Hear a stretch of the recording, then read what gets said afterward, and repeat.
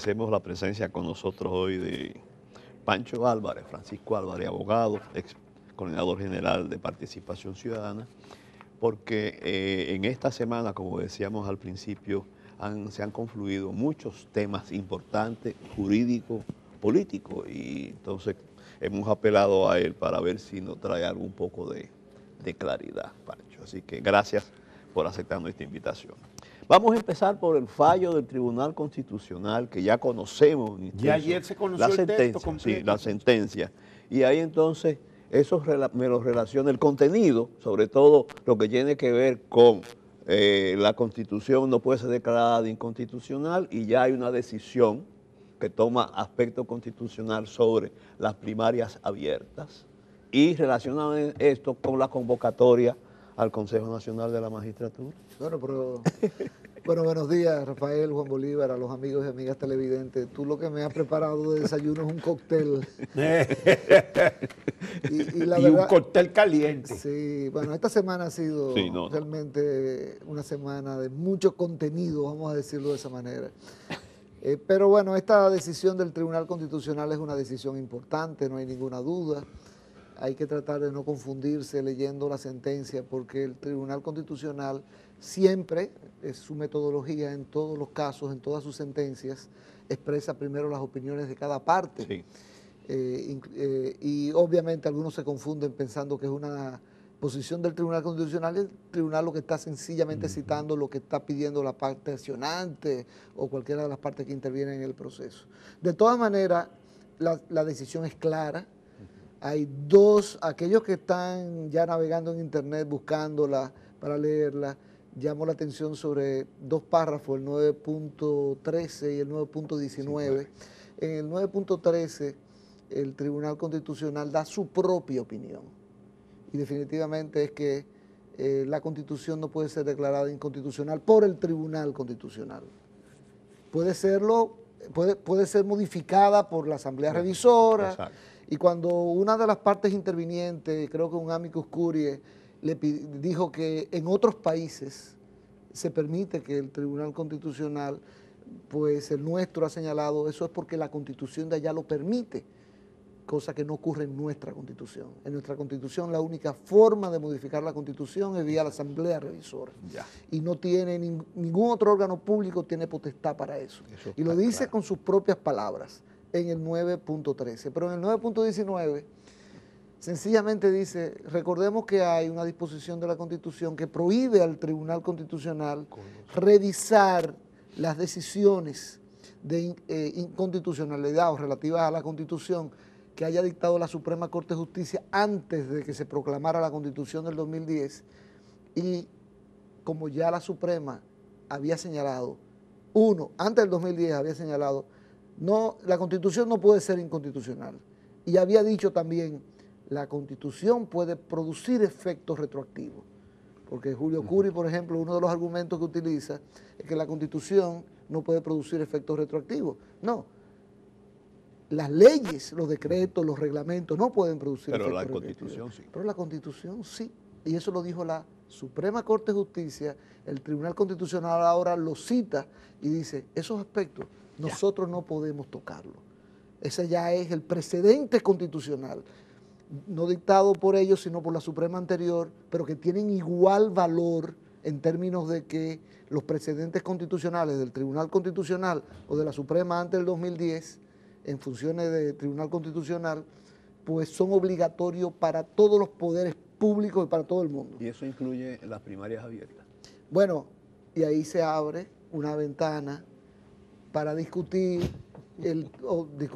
sobre el tema de las primarias abiertas, porque uno de los argumentos de Leonel Fernández siempre fue, ya eso lo decidió previamente el Tribunal, la Suprema Corte de Justicia en funciones del Tribunal Constitucional, y dijo que eran inconstitucionales. Entonces ese es el precedente establecido por la Suprema, que ahora no podría modificar el Tribunal Constitucional. Esta sentencia revive o retoma como un precedente a tomar en cuenta ese elemento. Definitivamente lo establece con toda claridad. Dice, nosotros, Tribunal Constitucional, no podemos tocar los precedentes constitucionales que haya fijado la Suprema antes del 2010. Entonces, ese sobre el tema de las primarias es uno de ellos, pero hay que establecer una diferencia. y es que esa sentencia de la Suprema Corte de Justicia, ¿de qué año fue? 2004. 2004, pues no reflejaba una modificación a la Constitución que ocurrió en el 2010. Entonces, ahí todavía va a quedar una duda en el sentido de que se puede alegar que ya fue modificado ese aspecto con el tema de la democracia interna, con algunos elementos que no existían antes en la Constitución respecto a los partidos políticos que ahora existen. Entonces, eso pudiera ser la excusa para decir el Tribunal Constitucional en este caso sí puede revisar ese tema porque hubo una modificación a la Constitución que modificó. Eso quiere decir que va a ser muy complicado eso, claro, si se llega ahí. Pero lo que quiere decir también esta sentencia es que fortalece la posibilidad de que puedan llevar ante la Suprema, que puedan objetar ante el Tribunal Constitucional la primaria abierta. Definitivamente fortalece esa vía. Esa corriente. Y de hecho genera más posibilidades de que así ocurra porque insufla cierta esperanza en aquellos que siguen a Leonel Fernández en este caso concreto. Porque nadie duda de que se va a imponer a lo interno del PLD en el comité central, que es el que delega la ley de partidos políticos, la decisión de qué modalidad y con qué padrón, nadie duda de que va a ser primaria y de que va a ser con padrón abierto, porque esa es la posición mayoritaria dentro del PLD, porque la posición mayoritaria la tiene el presidente Medina, no hay ninguna duda de eso. Pero eso implica también más complejidad, de ahí es que viene la preocupación del representante del PLD ante la Junta, el delegado político, que es Monchi Fadul, de que no, ¿cuántos días son? 75 días. 75 días. No son suficientes para que los partidos decidan con qué padrón van a hacer sus elecciones. Mira, tú dijiste que agrega más complejidad. No, yo creo que agrega más incertidumbre, que son cosas distintas, ¿no? Sí. ¿Por qué? Porque si se impugna, va a venir un periodo largo donde no se va a definir eso, porque va a impugnarse ante la Junta Central, después va al Tribunal Superior Electoral y después llega al Tribunal Constitucional. Entonces, eso va a generar muchísima incertidumbre mientras el tiempo avanza hacia la fecha de las primarias y la fecha de las elecciones. Eso es muy lamentable que ocurra. Ahora, tú hablas del periodo de 75 días que ha dado la Junta para que los partidos decidan la modalidad y si es primaria, si con padrón abierto o cerrado. El PLD, que ahí parece estar unificado. Usted no ha escuchado a nadie de la tendencia de Leonel Fernández diciendo que no, que el plazo está bien. ¿Por qué? Porque ellos no quieren tener que tomar una decisión temprano porque eso puede dividirlo. Entonces quieren más tiempo para ver si pueden resolver sus conflictos internos. Pero ¿y los problemas de la Junta quién los resuelve? Porque ¿con qué presupuesto que se va a hacer las primarias? Esa es otra cosa que está en el aire. No, pero ¿con cuál presupuesto que se va a hacer? Eso no está en el aire. ¿Cuándo son las primarias? En octubre del año próximo. Sí, el 19. Entonces, ¿con qué presupuesto se hace? Con el presupuesto del 19. ¿Cuándo se aprueba el presupuesto del 19? Ahora en el 19. Creo que ahora a principios de octubre tiene que estar sometido ya, el proyecto. Ya a finales de este mes, 30 de septiembre. Entonces, y la Junta tiene ya los elementos para poder definir qué dinero necesita para poder montar la primaria. Van a decir, no, pero que eso se deduce de la contribución de los partidos. Es que si van los dos partidos que se supone que van, que son el PRM y el PLD, los aportes que le da el Estado por ese año no van a ser suficientes. No cubre más que la cuarta parte. Entonces la Junta tiene que hacer un presupuesto que incluya esos pero aportes. Eso implica un financiamiento adicional a los partidos que digamos que es clandestino porque hay una ley de financiamiento. No, es que si los partidos no tienen... Los partidos van a contribuir hasta el monto de su aporte, del aporte del Estado a su favor. Exacto. El resto lo va a tener que cubrir la Junta y lo va a tener que agregar en su presupuesto. Claro, pero tiene que saber cuándo lo va a agregar en su presupuesto. Así es. Ahora, en los próximos meses, en los próximos días, semanas, entonces necesita saber quiénes van a las primarias aquí todo se arregla y con qué modalidad. Ellos dirán que eso se le somete al presidente a posteriori y se hace una apropiación el costo de la democracia. Juan, pero eso no es institucional. No. Claro que no es institucional, Francisco. Bueno, ¿cuántas cosas que son no institucionales estamos viendo? Entonces, qué pena que el PLD, el directo amigo Monchi Fadul, estén pidiendo un plazo adicional para colocar a la Junta en esa situación. De mayor dificultad. En esa situación y después tener que ir a tocar la puerta por recursos, porque obviamente se van a necesitar recursos para las primarias. Pancho, se esperaba que se convocara el Consejo Nacional de la Magistratura, pero no ahora. Se decía que eso, estaban esperando a diciembre. Sin embargo, de repente se convocó para el día 2 de octubre, pero a raíz de la decisión del Tribunal Constitucional. Explícame, a ver. Rafael, a raíz es un término muy sugestivo. El presidente Medina, el consultor jurídico, te diría, no, coincidió en el tiempo, Bueno, está bien, pero no a raíz, porque a raíz es como consecuencia bueno, de... entonces, Hay mucha especulación de que no gustó la decisión del Tribunal Constitucional y que esto es un mensaje, pero eso es una especulación, Claro. obviamente.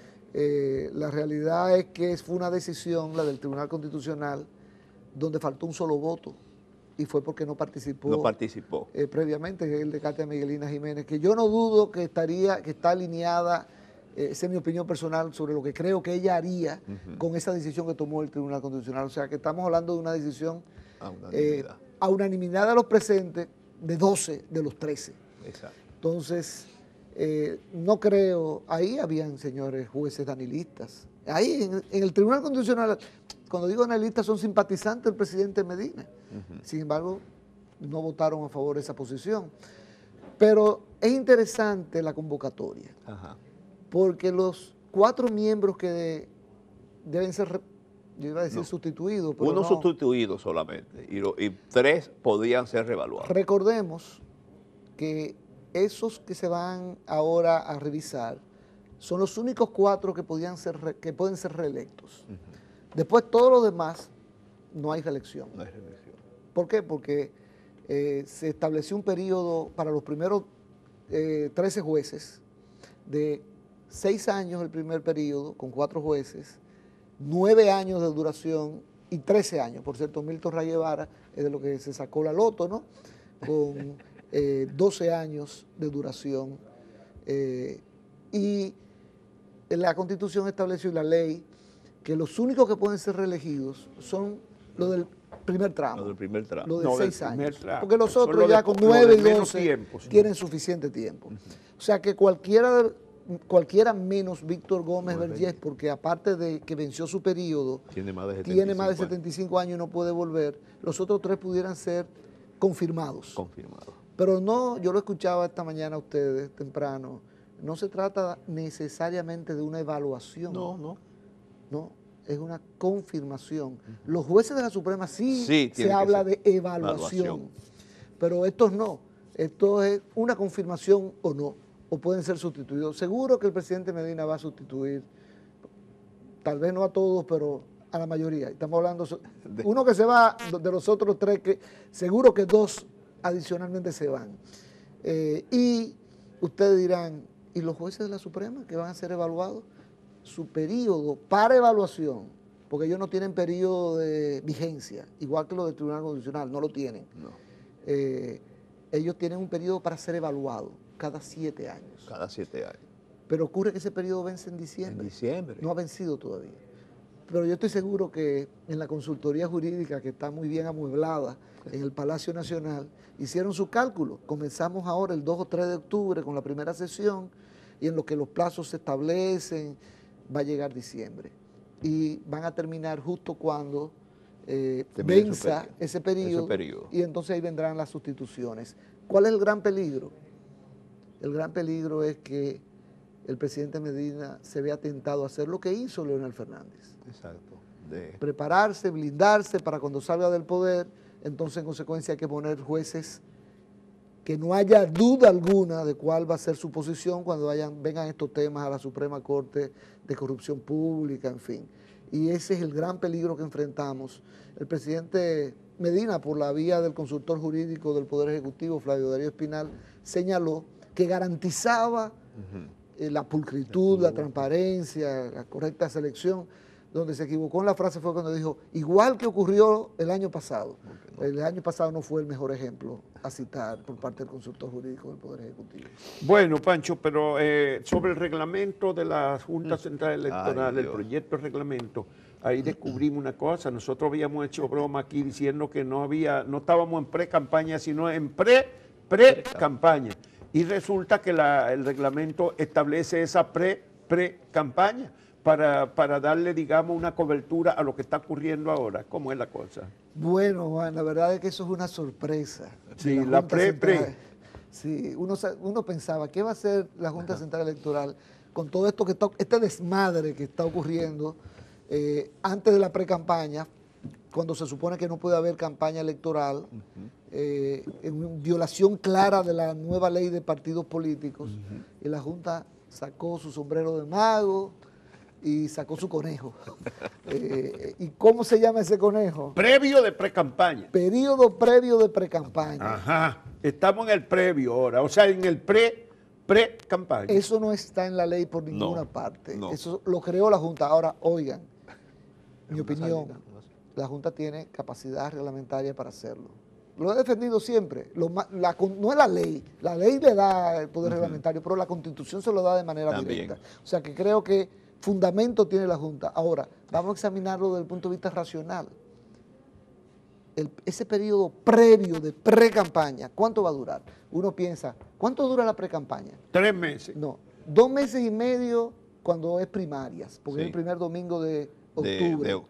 El primer Comienza el primer domingo de julio. El primer domingo de julio, el 1 de octubre, son 3 meses. Cuando son primarias. ¿Cuál es eso? ¿Cuándo son? Cuando es cualquier otro método, termina el último domingo de octubre. O sea, 3 meses y medio, entonces. 3 meses cuando es primaria, 3 meses y medio cuando es cualquier otro método. Sí. Entonces uno diría, pues el previo de pre-campaña debería durar 1 mes y medio, 1 mes. O 2. No, o 2 meses. O los mismos 3. O los mismos 3. Pero este dura ¿cuánto? Un año completo. Gracias. Un año entero de previo. Un año entero. Sí. Y yo creo que ahí la Junta Central... Aunque hay que reconocer que todo en ese año solo es dirigido a militantes, simpatizantes y bajo techo. Sí. Yo creo que después de decir que exageró la Junta, dando un año, cuando para la campaña electoral, no para la pre-campaña, para la campaña electoral son 3 meses. 3 meses. O para la pre-campaña, como vimos, son 3 meses o 3 meses y medio. Sí. Y un año para el previo que no está en la ley.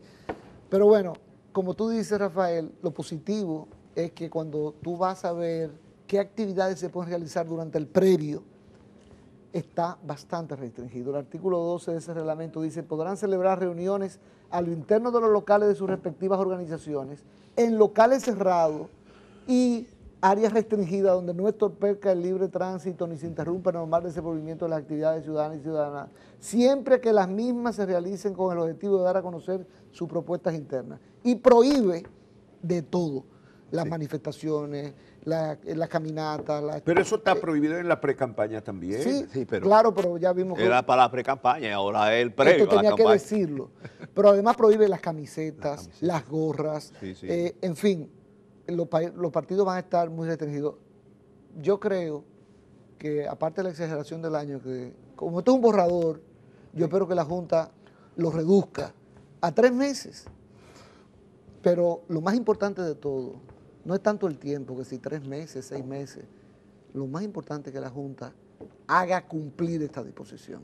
Porque ya, si se aprueba esto mañana, ya estamos en el previo. Ya estamos. Ya estamos en el previo. Entonces, hasta el 7 de julio del año próximo. Del año próximo que comienza la pre-campaña. Ahí empezaría la pre. Entonces, ahí lo más importante de todo es que la Junta haga cumplir, aunque sean mínimas, estas disposiciones. Otro tema que yo no sé, que la Junta va a tener que revisar para no tener que hacer un reglamento del reglamento, es el tope de gastos. Porque establece un tope de gastos para el previo. Para el previo. ¿Y qué dice con respecto al tope de gastos? En el previo. Sí, lo mismo. En el previo, dice, en el artículo 23, en lo que respecta al previo electoral, los aspirantes a precandidaturas no podrán, fíjate que aquí hay un nuevo concepto, aspirante a precandidatura, no precandidato, aspirante a no podrán exceder de los topes establecidos en la ley para el periodo de precampaña. O sea, los mismos Los topes mismos que para la topes. pre-campaña, que ya son súper exagerados. Sí, eso está. Eso realmente... O sea, en la pre-pre va a haber el mismo tope El que en la mismo pre. tope que la pre-campaña. Y Diablo, entonces, sí. entonces habla de que No. los aspirantes deberán elaborar el presupuesto de ingresos y gastos para dicho periodo, para el periodo de pre-pre, como le llaman Del ustedes. año, del año. Entonces, Sí, sí. pero esos topes iguales. No.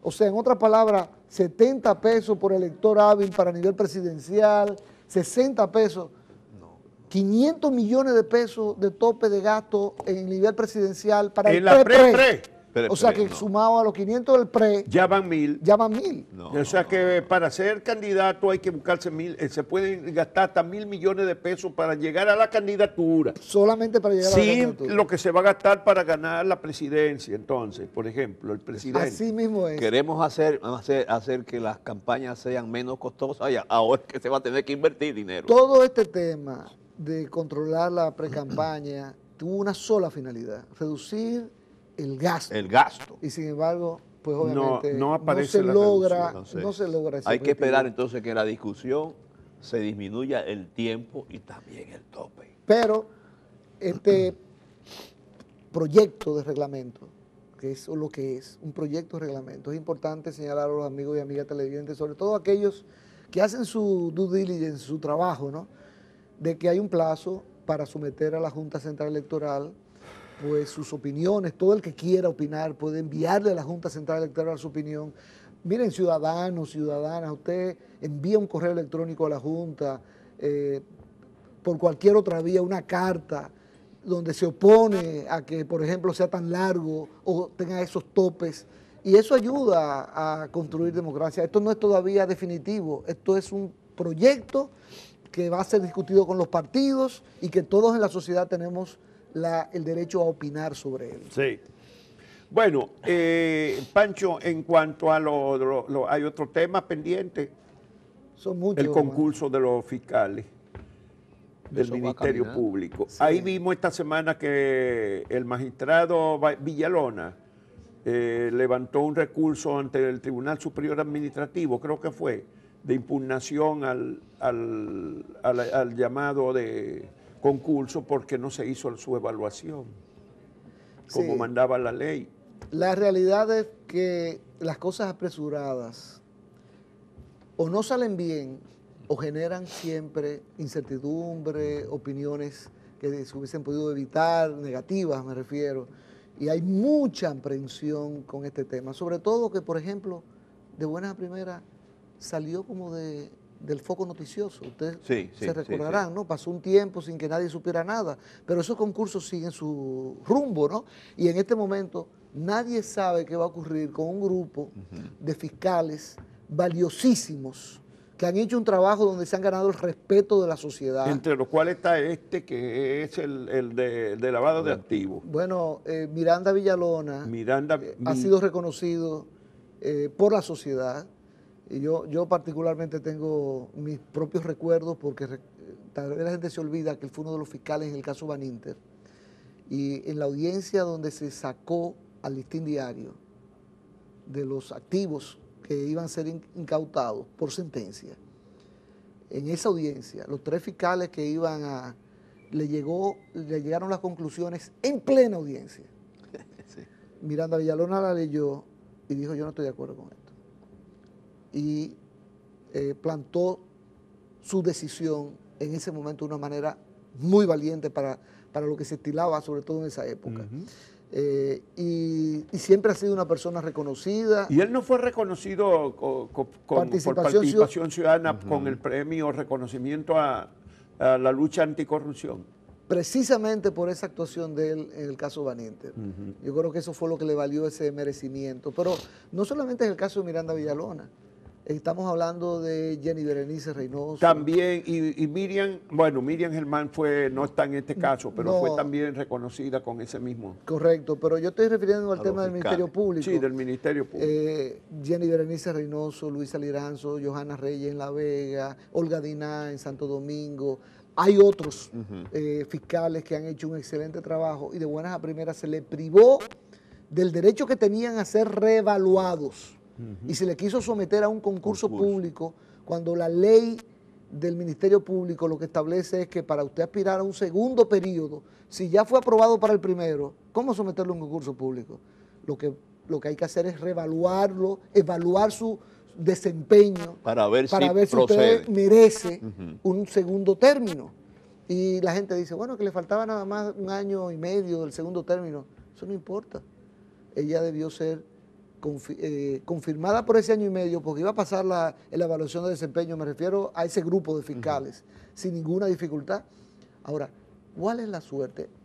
Ustedes, los amigos, amigas, los que siguen el tema judicial, se deben estar preguntando en este momento, ¿y cuál va a ser la suerte de ese grupo de fiscales? ¿A dónde va a ir? Sería una grandísima pena que el Ministerio Público pierda pues esos talentos que ha ayudado a formar, que se han formado con recursos del Estado. ¿Y cuándo que se da a conocer el resultado? ¿No era a finales de este mes que acaba de terminar? Tengo entendido que es alrededor del 20-21 de septiembre. De septiembre, o sea, faltan todavía 2 semanas. Y va a haber los cambios inmediatamente. Bueno, finalmente, Pancho, parece ser que la reelección está tropezando. Con esta sentencia se cerraron o se le dificultan 2 caminos que quedaban abiertos. Uno por el lado de si se podía declarar inconstitucional el transitorio y por el otro lado se dificulta el asunto por la vía de las elecciones primarias, del padrón abierto, que pudiera tener más posibilidad de un señalado o el mismo presidente, en fin. ¿Tú eres de los que piensa que el camino de la reelección está lleno de obstáculos o como mucha gente que dice, si el presidente lo decide no hay nada que discutir, se va a dar, se da esta vez? Mira, Juan, tú tal vez lo dijiste inconscientemente hace 1 hora, cuando dijiste, está medio cerrado. Esos no fueron los términos que tú utilizaste hace 1 hora. Sí. Bueno, yo lo voy a citar. Tú dijiste, está medio cerrado porque se cerró la vía del Tribunal Constitucional. Yo estoy de acuerdo contigo en que esa vía para mí está cerrada. Que puede haber un cambio, ahora vienen 4 nuevos miembros y pueden variar que si fueron 12, y estoy seguro que la número 13 también opina de la misma forma, que decidieron que por ahí no se puede. Y modificar un precedente constitucional, inclusive hay requisitos específicos que son muy difíciles de cumplir en este caso. O sea que quedaría solamente abierta la vía del Congreso. Y con respecto a esa vía, cualquier cosa puede pasar. Pero nadie que tenga memoria para recordar puede decir que eso está cerrado. Por lo que ha pasado antes. Por la historia de este país. Sobre todo la historia reciente de este país, no tenemos que irnos muy lejos. Vámonos apenas hace 3 años. Pero de ahí para atrás sigue recorriendo. ¿Qué pasó con Hipólito Mejía? Bueno, pero eso tiene esta vez un agravante, que eso conlleva los riesgos de división interna, ¿no? Bueno, sí. Aquella vez se pactó, se conjuró el riesgo con un pacto, y ahora para volver por ese camino habría que romper el pacto de la otra vez, por lo tanto se crea una situación. Sí, pero eso es lo que aparentemente le cierra por ahí el camino. No del todo, pero se lo pone difícil también, ¿no? Bueno, y el hecho de que sea difícil, ¿tú crees que eso...? Es imposible, ¿no? Imposible no es. Imposible no es en este país. Difícil sí. Yo no voy a decir como mi querido profesor Joel Subero Isa, que dice que si el presidente lo decide, eso va... Yo no tengo esa visión en ese sentido. Yo creo que aquí se han venido consolidando una serie de posiciones contrarias, no solamente en el Tribunal Constitucional, fuera del Tribunal Constitucional, que le hace muy difícil, que si él lo intenta va a tener un costo político muy alto. Y no habrá un gran estrés en la sociedad. Siempre lo hay cuando se habla de reelección, Juan. Eso no pero esta vez no se pinta como demasiado cuesta arriba. Como en el 12, por ejemplo, que todo el mundo salió a decirle a Leonel, pero usted hizo una constitución en el 2010... Sí. Y ahora va a venir a desconocerla 2 años después. No, será un poco Por eso dije que se han estado consolidando opiniones en distintos sectores. Porque la gente dice, el Tribunal Constitucional, no solamente en el Tribunal Constitucional, en la propia sociedad. Sí. Claro, que ¿con qué cuentan ellos? El presidente Medina lo dijo en su entrevista con Yanna Tavares. Bueno, que si el pueblo quiere algo, eso es lo que ocurre. Bueno. Que el pueblo decida.